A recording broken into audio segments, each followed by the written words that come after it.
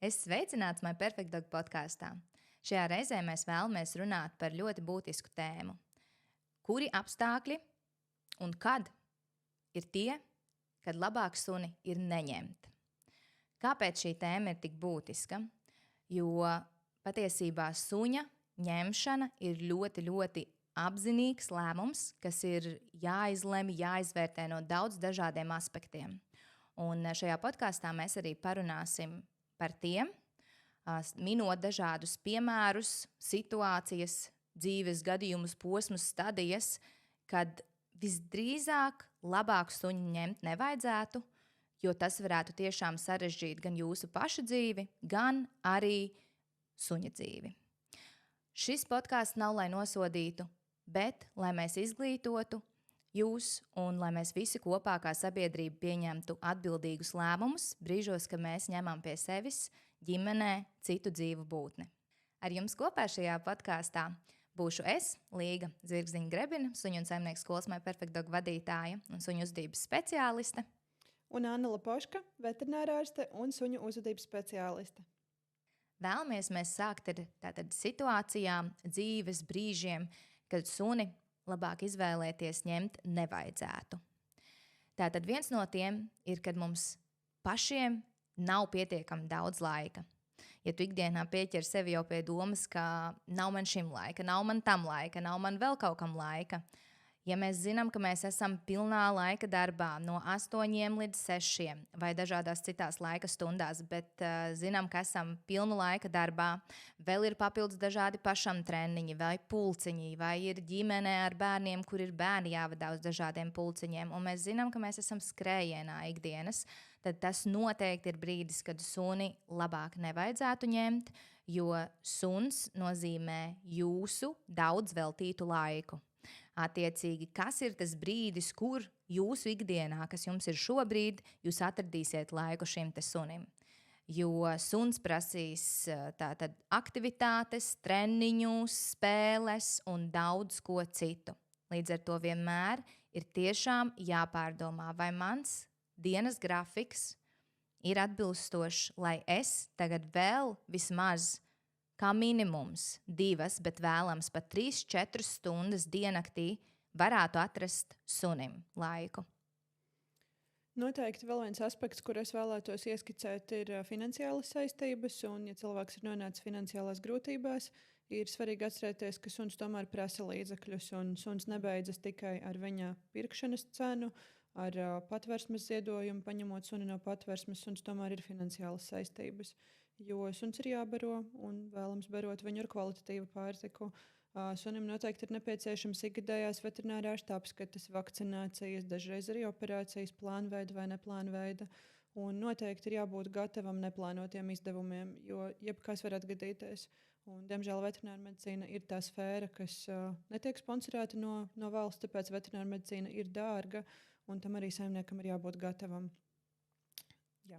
Jā, pavisam noteikti vēl arī viens no aspektiem ir tāda nesakārtota dzīves situācija, kur jūs paši iespējams šobrīd pārceļaties no vienām mājām uz otrām vai plānojat kaut kur varbūt tuvākajā laikā pārcelties uz ārzemēm.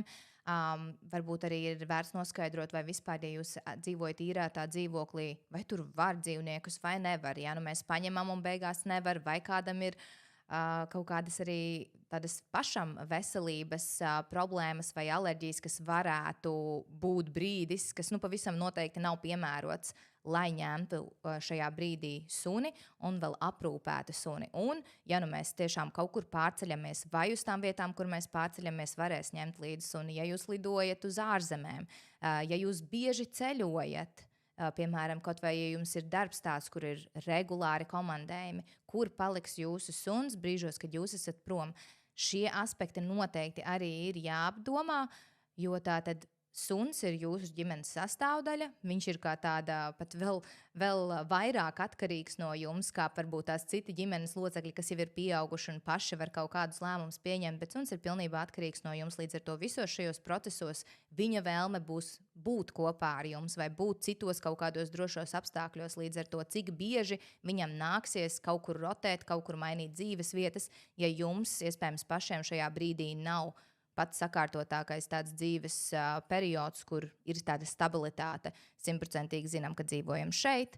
Ja es ceļoju, tad mans suns būs tikai un vienīgi pie kaut kādas aukles vai cita ģimenes locekļa. Attiecīgi suns zina vēl kaut kādu citu cilvēku, pie kura regulāri ir, nevis tiek mētāts pa dažādiem cilvēkiem, dažādām mājām. Šis noteikti ir aspekts, kas ir jāpārdomā. Ne tikai no tāda jūsu skatu punkta, bet tiešām domājot no suņa skatu punkta, jo arī tas sunim ir ļoti emocionāli grūti regulāri kaut ko mainīt, pie kaut kādiem citiem cilvēkiem būt, mainīt mājas, pierast pie vienām, pierast pie otrām. Ja? Tās visas ir pārmaiņas, un stabils, mierīgs suns iespējams adaptēsies ļoti labi, bet emocionālāks un stresaināks suns, varbūt pat bailīgāks suns, tas viss viņam būs ļoti, ļoti grūti. Jā, šeit es noteikti arī gribētu pieminēt aspektu par ģimeni un pārmaiņām ģimenē, pārmaiņām veselības stāvoklī, ko mēs nekad nevaram līdz galam izplānot. Tāpēc ir jābūt tālredzīgākam un jāsaprot, ka suns ir tomēr saistība arī uz ilgāku laiku. Suns dzīvos vismaz savus 10, 15 gadus vidēji atkarībā no šķirnes. Un ir jāsaprot, kādā dzīves situācijā jūs varētu nonākt tajā brīdī. Vai jūs plānojat precēties, vai jums plānojas ģimenes pieaugums līdz ar to. Arī suns tam visam ir jāsagatavo. Jā. Arī suns tam visam ir jāsagatavo. Līdz ar to, runājot par šo pašu emocionalitāti, ir atbilstoši jāizvēlas šķirne jūsu dzīvesveidam, jūsu vajadzībām. Arī tam, ja jūsu ģimenē parādīsies bērni, arī bērni būs jāmāca par suņa uzvedību, par suņa psiholoģiju, ķermeņa valodu.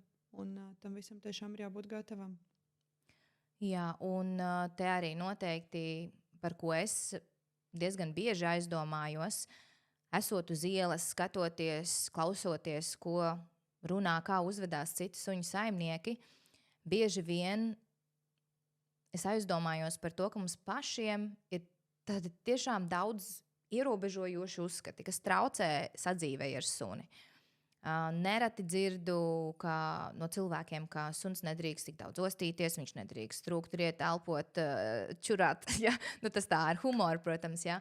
Bet respektīvi, ka ir tik daudz lietas, ko saimnieki neļauj. Nē, tur nedari šito, nedari tā. Tu pat daudz smilksti, pat daudz čīksti, pīksti, pat daudz rūts, pat daudz reju, pat daudz vokāls, pat daudz rokās. Nedrīkst iet zālītē, jo tur var ērces dabūt, nedrīkst šitā, nedrīkst tā. Respektīvi, ko tad tas suns drīkst? Ja mums ir gana daudz ierobežojošu uzskati pašam, ja apzinoties, ka es ņemšu suni, es jau saprotu, viņš to nedrīkstēs, viņš to nedrīkstēs, viņš šito nedrīkstēs, viņš tur nedrīkstēs, viņš tajā istabā nedrīkstēs iet, un tur viņš gulēt nedrīkstēs, un tur, tad varbūt to suni nemaz nevajag ņemt. Jo ja suns beigās mājās ir kā tādā cietumā, kur viņš knapi drīkst kustēties, elpot un izejot ārā, arī ir tik daudz ierobežojošu uzskati, jums varbūt būs ērti. Kāda ir suņa dzīves kvalitāte, tas ir cits jautājums. Mēs šeit esam, lai stāstītu jums visu par to, kā suns baudīs dzīvi, par to, kā suns varēs tiešām būt laimīgs dzīvē kopā ar mums cilvēkiem. Un tāpēc mēs tiešām arī izceļam šo te punktu, ka jā, jums noteikumi drīkst būt, bet, ja jums noteikumi ir ļoti daudz, varbūt ir vērts apdomāties un suni labāk neņemt. Ņemat kaut ko, kur tie ierobežojumi neatiecās uz to, vai nu dzīvo būtni vai kaut ko citu, vai izvēlēties kādu savu citu vienkārši hobiju. Jo, ja beigās viss ir nedrīkst, nevis drīkst, jo, protams, te ir jāpiebilst, ka sunim noteikumiem ir jābūt, bet te es tiešām par tādām pārspīlētām problēmām, ar kurām es tiešām bieži dzirdu un saskaros, kad nāk pie manis cilvēki un runā. Un man rodas jautājumi tieši, kāpēc jums ir tādi aizspriedumi vai kāpēc jums ir tādi noteikumi, jo viņi neko neietekmē un neuzlabo suņa dzīvē. Ja? Iespējams, viņi tieši vēl vairāk bojā suņa dzīves kvalitāti. Līdz ar to tiešām apdomājieties no dažādiem aspektiem. Ja jūs esat atvērtas kā personības, pieņemt suni, strādāt ar suni, saprast suņa vajadzības, saprast to, kā suns komunicē, to, kā suns vispār uzvedās, kas sunim ir vajadzīgs, ja? Kaut vai tā pati ostīšanās, iešana zālē un viss kaut kur, ja? Tā tad būšana brīvā kustībā, tas ir ļoti svarīgi priekš suņa. Un ja mums jau liekas, ka nē, šito es visu negribu sunim nodrošināt, ja? Tad pavisam noteikti tas nebūs brīdis, kad jums ir jāņem suns. Tāpat arī noteikti neņemat suni, ja jums pašiem ir bail no suņiem. manā pieredzē arī redzu, ka tie, kas paši baidās no suņiem, viņu suņi arī sāk baidīties no suņiem. Atceramies, ka suns mūs kopē, viņš kopē to savu baru, ar ko viņš ir. Attiecīgi viņš jūt mūsu emocijas, un ja es esmu nervos, ja es nevaru nodrošināt sunim drošību, un tas ir tas, kas suņa saimniekam ir jādara, mums ir jānodrošina sunim drošība brīžos, kad ir kaut kāda nedroša situācija. Līdz ar to tas, ko es vienmēr jautāju, arī tiem, kas tiešām pirms suņa iegādes zvana mums vai raksta mums, tiekās pie mums uz konsultācijām un prasa dažādus jautājumus, lai sagatavotos suņa ienākšanai ģimenē. Es vienmēr arī prasu, vai tu būsi gatavs aizstāvēt savu suni, ja būs tāda nepieciešamība. Ko tu darīsi tad, kad cits suns skries virsū tavam sunim? Ja tava atbilde ir bēgšu, bļaušu, trakošu, psihošu, tad arī es teiktu vēl apdomāties. Strādāt ar sevi, savu pašpārliecinātību, risināt bailes pret suņiem citādā veidā, nekā paņemot suni un tad mēģinot tādā veidā dziedēt savas bailes no suņiem. Un tāpat noteikti arī neņemam suni, ja mēs ņemam tīri kādu emocionālu aspektu vārdā. Jā, suns var būt terapeitisks, suns tiešām var palīdzēt un mums emocionāli grūtos brīžos tas tiešām tā ir. Bet atkal atceroties, ka suns mūs kopē, un ja mēs paņemam vienkārši suni parasto, kā saka, nevis suni terapeitu, kas ir gatavots mācīts, izturēt emocionalitāti, izturēt kaut kādas šīs cilvēku emocijas vai psiholoģiskas, fiziskas kaut kādas veselības nianses, tad tas, ko mēs varam iegūt, ir tikpat emocionāli tādu stresainu suni, nevis tādu terapeitisku suni. Līdz ar to, kā tas uzlabos vai ietekmēs suņa dzīves kvalitāti, tas varētu diezgan slikti ietekmēt, nevis tieši uzlabot. Kas jums radīs vēl papildus problēmas, jo, ja jums pašiem jau ir emocionāli grūti, un mēs paņemam suni, kuram arī rodas emocionālas tādas stresa problēmas, tad beigās jums ir jāmēģina tikt galā gan ar savām emocijām, gan vēl ar suņa ļoti augstas pakāpes stresa emocijām. Jā, šeit pēkšņi atcerējos bildīt no interneta, ka cilvēkam ir trauksme, trūks tikai suns ar trauksmi. Bieži vien tā tas arī beidzās. Jā, vēl arī, man liekas, bija ap 30, vai ne? Kad, ja tev ir 30 gadi, tad tev noteikti ir jābūt trauksmei, sunim ar trauksmi, un kaut kas vēl tur bija tas, jā, tas variants. Tieši tā arī apmēram ir tā kā, apmēram tā tas arī ir, jo suns tiešām mūs nokopē attiecīgi, mums ir, ja mēs gribam sev suni terapēt, mums jāņem ir suns terapeits, bet tur tad ir jāvēršās speciālajās iestādēs, nevis jāņem kuru katru sunīti. Un tiešām primāri būtu labāk vērsties pie psihoterapeitiem un strādāt pašam sākotnēji ar sevi. Tikko es arī atcerējos vēl vienu īstenībā iemeslus, esmu bieži vien dzirdējusi, ka mēs ņēmām suni, lai mums būtu aktīvāks dzīvesveids. Nē, nekad nevajag ņemt suni šādos situācijās, jo pieredze liecina, ka neviens aktīvāks nekļūst. Vienkārši suns, uz brīdiņu varbūt kļūst, bet pēc tam jau ir tā, ka suns netiek nodarbināts un ir neaktīvs saimnieks un neaktīvs suns, un visdrīzāk tas neaktīvais suns drīz jau ir problēmu uzvedību pilns suns, jo šīs aktivitātes netiek nodrošināts, un tad ir super nelaimīgs saimnieks, kurš vēl joprojām nav sācis skriet, un ir super nelaimīgs suns, kurš maksimāli dažādos sliktos veidos izpauž šo te emociju. Tā kā neņem suni, lai kaut ko sevī mainītu. Sākumā maini sevi, un tikai tad ņem suni. Vai ne? Vēl viens aspekts, kuram vajadzētu pieskarties noteikti, ir neņemt suni kā dāvanu. Bieži tas ir dāvināšanas iemesls, bet dāvināšanas objekts Ziemassvētkos vai dzimšanas dienā, īpaši bērniem, jo bērni ilgstoši prasa suni. Īstenībā arī es biju tas bērns, kurš ilgstoši prasīja suni, un 12-13 gadu robežā es arī tiku pie šī sava sapņa.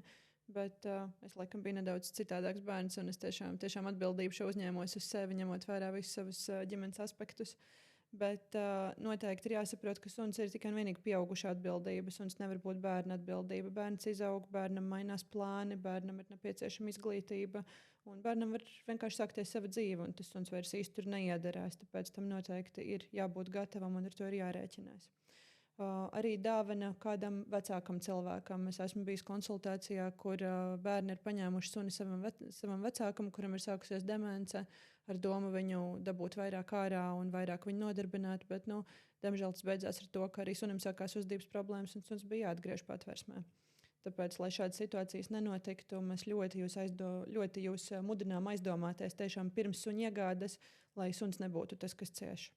Jā, tā ir. Ļoti bieži mēs dzirdam īstenībā, ka galvenais suņa saimnieks ir bērns, vai ne? Un tad ir man jau, šis nav labi, jo it īpaši pirmkārt kāda vecuma bērns, ja? Un mums tiešām ir bijuši klienti, kur nāk bērni un ir tiešām, kā tu saki, arī pati par sevi, vai ne, kas ir apzinīgi, kuriem tiešām suns ir viņu dzīve un galvenā aizraušanās un ikdienas aktivitātes. Bet tādi nav visi. Un tādi ir, tāda, laikam, es teiktu, mazākā daļa, ja mēs tā sakam godīgi, nekā lielākā daļa. Jo bērns pavisam noteikti var piedalīties apmācībā, bet viņš nevar būt galvenais saimnieks. Jā, jo te atkal ir jāatgriežas pie tāda drošības aspekta. Sunim ir vajadzīga drošība, vai bērns leks priekšā sunim tajā brīdī, kad uzbruks kāds cits suns, vai ne? Jo mums ir jābūt suņiem kā tādiem vadītājiem, kā līderiem, kā tiem, kas tiešām nodrošina sunim drošību, jo tas ir tas, ko darīt suņa māma un suņa tēts, vai ne? Mēs paņēmām suni no suņa māmas un tēta projām, mums ir jāizvieto šīta loma. Es šaubos, ka visi bērni būtu gatavi kaut kādā ārkārtas situācijā, un vispār, vai bērns būtu gatavs pieņemt adekvātus lēmumus kaut kādā stresa situācijā. Jau bieži vien arī nodarbībās redzot vai vienkārši parkos staigājot, var redzēt kaut kādas, tā teikt, čepēs situācijas, kur pat pieaugušais riekojas pilnīgi, ka tur loģika nav, vai ne, tajā visā, ko mēs darām kaut kādā stresa brīdī, kas ir saprotami, katrs sev izpauž citādāk stresa brīdī, bet ņemot suni un veidojot tās attiecības, mums ir vienkārši jāiemācās būt stabiliem, mierīgiem, mums ir jāmācās risināt konflikta situācijas, jo tas ir mūsu galvenais pienākums. Un arī es esmu bijusi vairākās šādās situācijās, kur maniem vai manu klientu suņiem ir skrējuši virsū citu suņi ar uzbrukšanu, riešanu, rūcot vai mēģinot uzbrukt. Es vienmēr esmu lekusi priekšā, vienmēr esmu pati mēģinājusi cīnīties, un visas šīs situācijas arī ir ļoti veiksmīgi beigušās, kur neviens suns nav nopietni sakosts, un es to suni aizbiedēju, tāpēc, ka es palieku stabila, mierīga, es stājos priekšā, es biedēju to suni projām, un tas ir tas, kur tas uzbrukošais suns piebremzēs. Tajā brīdī, kad mēs bļaujam, ka mēs trakojam, ka mēs psihojam, tas tikai uzskacina to uzbrukošo suni. Un tas parāda arī to, ka jūs esat nestabili, līdz ar to ar jums var gana viegli arī cīnīties. Savukārt, ja mēs esam pārliecināti, stabili un biedējam projām, suņi diezgan labi var arī atkāpties. Līdz ar to viss ir tiešām tajā ķermeņa valodā, ko suņi saprot, un tas ir tā izglītojošā daļa arī pašam suņu saimniekam, kur droši vien arī vajadzētu piebilst vēl kā papildus lietu, vai tu esi gatavs izglītoties. Ja? Un tas, ka tev kaut kādi ir bijuši vēl suņi dzīvē, vai ģimenē ir bijuši suņi, ja? Tas neko nemaina. Tas, ka mums ir bijis suns, nenozīmē, ka mēs esam ekstra gudri par suņiem. Tas ir vienmēr, kā es arī saku, par to, ka man ir 33 gadi, un tātad man zobi jau arī ir 33 gadus, bet es zobārstniecības kaut kādas lietas nestāstu cilvēkiem un nemācu, vai ne? Un es arī nekad neteikšu, ka tāpēc, ka man ir tik ilgus gadus zobi, tad es varu ņemt vēl kaut ko saistītu ar to, vai ne? Līdz ar to vienmēr, neatkarīgi no tā, vai tev ir bijis suns vai nav bijis suns, tev ir vienmēr vajadzīgs laiks, lai pašam atkal un atkal izglītotos, jo laika iet uz priekšu, mainās informācija, jo arvien vairāk pētījumi tiek veikti, arvien vairāk cilvēki uzzina padziļinātāk par suņiem visu, līdz ar to tev ir jāatrod laiks pašam izglītoties, tev būs jāatrod laiks arī izglītot suni, trenēt suni, un iespējams arī tas, ka tātad tev tas suns ir bijis kaut kāda, vienalga tev ir jāņem vērā tie visi aspekti, ko mēs runājām pirms tam, un jāizvērtē, vai tu vari šajā brīdī ņemt suni. Un ka suņi tev ir bijuši, un ka tu suņus zini, un ka tu visu saproti un esi ļoti labs suņu saimnieks. Ja? Bet ir brīži, kur vienkārši suns neiedarās mūsu dzīves ritmā. Jā, noteikti ir arī dažādas alternatīvas, kā aizvietot šo suņu ņemšanu vai kā pārbaudīt sevi pirms pieņemt lēmumu ņemt suni. Noteikti, ja tas ir tas pats bērns, kas prasa suni, viņam ir iespējas kļūt par brīvprātīgo patversmē, viņam ir iespējas kļūt par brīvprātīgo staidzinātāju patversmē vai staidzināt savu draugu paziņu radu suņus. Un saprast, vai viņš saprot to ķermeņa valodu, vai viņš tiek galā ar šīm situācijām. Protams, arī izglītojot viņu pirms viņš iestājās šajās iestādēs. Noteikti var mēģināt arī piedāvāt pagaidu mājas kādam sunim. Patversmes to ļoti novērtē, un, diemžēl vai par laimi, diezgan bieži tas beidzās ar to, ka tas suns arī paliek šajās mājās, jo saimnieks saprot, ka tiešām viņi var to pavilkt, ka nav nemaz tik sarežģīti un ka viņi tiks ar šo galā. Bet, protams, var arī nepaveikties un var saprast, ka nav pa ceļam un ka tas suns tomēr ir jāatdod. Jā, bet tas tāds vismaz labs brīdis, kur teorētiski mēs paņemam suni, mēs tam patversmes sunim palīdzam, jo mēs nodrošinām viņam vismaz mājas vidi. Jo jā, ir patversmē suņi, kuri kaut cik spēj izturēt to patversmes vidi, bet ir patversmē suņi, kuri vienkārši tiešām nespēj to patversmes vidi izturēt. Un attiecīgi tad, ja mēs paņemam viņu uz šādām pagaidu mājām, tas mums ir tāds reality check, ka mēs saprotam, tā kā ilgtermiņā suni es nevaru šobrīd atļauties, bet vismaz uz to periodu es esmu devis sunim mājas, un tikmēr atrodu jau citas mājas, un attiecīgi sunim vairs patversmē nav jāatgriež, viņš nonāk jau citās mājās, un te es atceros arī dažādas situācijas, kur esmu lasījusi cilvēki internetā raksta, bet vai tas nav nežēlīgi pret suni, ka mēs tur mainām mājas un mainās cilvēki. Suns var adaptēties, galvenais, lai sunim tiek nodrošināti labi dzīves apstākļi.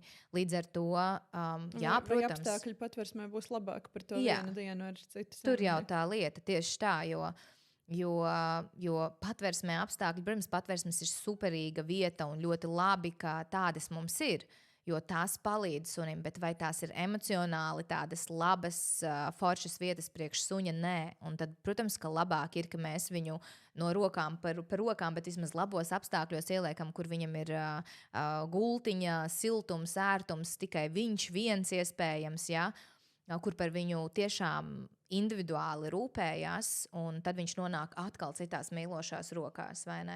Tas, manuprāt, ir krietni labāk un viennozīmīgi labāk. Tā kā turpat nav diskusijai vieta par to, cik tas ir nežēlīgi. Nē, nežēlīgi ir tas, pirmkārt, ka mēs paņēmām suni, sapratām, ka mums viņu nevajag, vai mums nav laika, vai tomēr es neskriešu, vai man ir alerģijas, vai bērnam ir alerģijas, vai vēl kaut kādas dzīves situācijas mainās, un es to suni atdodu patversmē. Tas ir nežēlīgi. Tas, ka mēs mēģinam jebkādā veidā palīdzēt, un kaut vai tiešām paņemam uz dienu ar suni, patusējamies, kopā iedodam viņam vienu superīgu dienu, tas noteikti nav nežēlīgi pret suni. Tas ir tiešām tas, ko mēs varam darīt un kā mēs varam aizvietot to savu vajadzību pēc suņa, to mīlestību, ja mums tiešām ir ļoti liela mīlestība. Suņa vajadzību pēc cilvēka, jo bieži vien suņai, piemēram, ar atšķirtības trauksmi, viņiem ir nepieciešams suņa aukli, viņiem ir nepieciešams cilvēks, un viņi nevar palikt vieni. Tāpēc vai viņam sēdēt vienam un jukt prātā tajās 4 sienās vai būt ar svešu cilvēku, noteikti viņš izvēlētos būt ar svešu cilvēku, ar kuru viņš var dibināt kaut kādu veidu kontaktu, attiecības un pavadīt laiku un būt mierīgāks. Jo jāatcerās, ka suns ir bara dzīvnieks. Suns arī patversmē, viņš nav barā. Varbūt ir suņi, kas dzīvo tā kā blīvākos voljēros, bet pamatā viņi tur ir pa vienam un viņi nedzīvo barā. Tur līdz ar to ir daudz arī tās teritorijas un visu, tur visādi grūti aspekti, kas ir jāņem vērā. Bet tiešām man patīk tā doma arī tiešām par to, ka mēs varam piedāvāt augļu pakalpojumus, vai pieskatīt sev draugu radu, kaimiņu kaut kādus sunčus, ja man gribās ļoti to sunīt, bet es nevaru atļauties. Saprast, vai es esmu tam gatavs, jo es domāju, ka nedēļa līdz 2 nedēļas noteikti būtu pietiekošs laiks, lai saprastu, vai es esmu tam gatavs. Jā. Un ja par bērniem mēs runājam, tad arī ir tiešām jāpārunā visi aspekti, jo, pirmkārt jau mēs neņemam priekš bērna. Jā, bērns var būt tas, kas grib, bet primāri es vienmēr skatos uz sevi vai uz savu partneri. Tātad vai mēs esam gatavi veltīt laiku, vai mums būs laiks, vai mums būs finanses, vai mēs esam gatavi to visu, kas būs jānodrošina sunim, vai mēs esam gatavi to nodrošināt. Bet paralēli, vai mēs esam gatavi arī patiesībā intensīvi mācīt bērnus. Jo tas, ko bieži vien mēs arī redzam, ir, diezgan sarežģītas situācijas starp bērniem un suņiem. Un patiesībā arī kopumā ir statistika, ka visbiežākie kodumi ir tieši suņu kodumi visbiežākie ir tieši bērniem no mūsu pašu mājas dzīvniekiem, ja? Tātad no mūsu mājas suņiem. Nevis tā, kad uz ielas iet un kādu sakošu, bet tas ir tāpēc, ka bērni pārkāpj suņu robežas, bērni netiek apmācīti, kā pareizi pieklājīgi komunicēt, plus vēl bērni kopē arī pašus pieaugušos, un pieaugušie bieži vien ļoti neapdomīgi rīkojās ar suņiem. Daudz kas ir redzēts, kur vienkārši liekas jāsaķer galva un kāpēc cilvēki izdomā kaut ko tādu darīt ar suņiem, ja? Visdažādākos jokus it kā īstenot, bet tas viss, tātad, ja jūs esat pieaugušie un to darat, jūs pirmkārt mācat to bērnam, bet bērns ir bērns, bērns ir tas pats baras suns, tā teikt, vai ne? Attiecīgi viņš nav mamma un tētis, kā suns zina, ka visi pieaugušie ir mamma un tētis, ja? Tātad tie bara vadītāji un attiecīgi ar pārējiem bara locekļiem var kauties. Līdz ar to tie kodumi tā arī rodās bērniem. Jo, ja bērns pārkāpj suņa robežas, un tas trakākais jau ir tas, ka mēs, cilvēki pieaugušie, mēs varam ietekmēt veiksmīgu menedžmentu, bet mēs nevaram iemācīt sunim vai izveidot suņa attiecības ar bērnu. Mēs varam menedžēt neitrālas pieredzes, veiksmīgas pieredzes, ja? Mēs varam mācīt bērnu, jo bērns ir krietni advancētāks un attīstītāks, vai ne?